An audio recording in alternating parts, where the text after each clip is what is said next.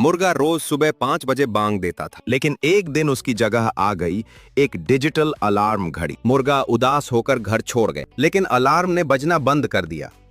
उसे वाईफाई चाहिए थी। गांव के लोग सोते ही रह गए। तभी मुर्गा लौट आया और बांग दी, कुकड़ुकू। सब लोग चौंक कर उठे। गांव में फिर से मुर्गे की इज्जत बढ़ गई। लोगों ने अलार्म घड़ी को कबाड़ी को दे दिया। तो लेकिन एक लड़का बोला, अब मुर्गे को यूट्यूब पर डालो। लड़का बोला, पहले टून स्पर्श चैनल को लाइक सब्सक्राइब कराओ।